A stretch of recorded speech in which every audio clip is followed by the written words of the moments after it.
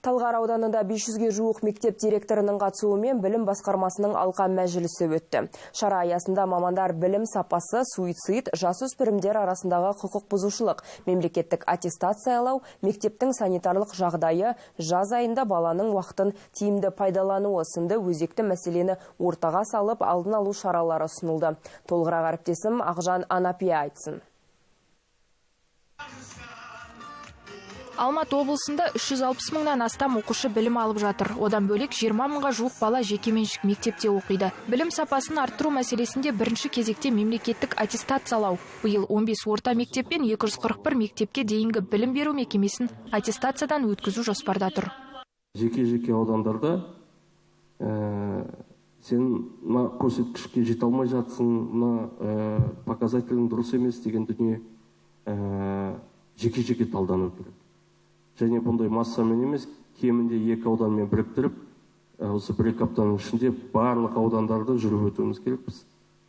Тиісіпті аудандарда керек болса, директорлар енді мүмкіндіктері бар ғой. Бірінші осы жетістікке көрсеткіштерді оңтайландыру жолдары талқыланады.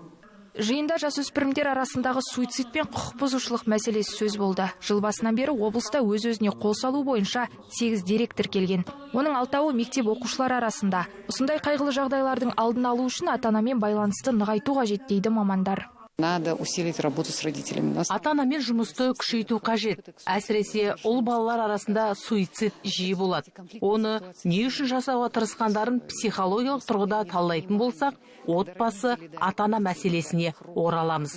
Қазір балалардың ой өрісі де кең ғой. Кез келген айтылған сөзді басқаша қабылдайды. Отбасында көңілі тоқ бала қоғамға тез бейімделеді. Сыртқы фактор әсер етпейді. Осы мәселені бүгін қайта көтеріп ұсындым. Мектептегі арнайы тестілеу нәтижесіне бей-жай қарамауымыз қажет. Одан бөлек білім беру ұйымдарындағы санитарлық тазалық мәселесі де талданды. Сондай-ақ оқушылардың жазғы уақытын қауіпсіз әрі тиімді өткізу үшін 34 жазғы сауықтыру лагері жұмысын бастауы тиіс. Құжаттары рәсімделуде барлық лагерлердің. Қалай құжаттарын рәсімдеп болады, маусым айына дейін құжаттар рәсімдеп болған соң жұмыс басталады. Біз жылына 300 мыңға жуық баланы қамтимыз. Оның ішінде дарынды балаларымыз бар, отбасы жағдайына байланысты балаларымыз бар, аз қамтылған отбасынан шыққан балаларымыз бар, тағы да басқа барлық санаттағы балалар жалпы жазғы сауықтыру лагерімен қамтылатын болады. Бәсекеге қабілетті саналы ұрпақ тәрбиелеу бүтін бір ұлттың мәселесі. Білім сапасын арттыру қағаз жүзінде емес, алдымен тәрбие мен құндылық деңгейінде болуы қажет дейді мамандар. Ақжан Анапия, Талғат Жанбота, Қонаев медиа.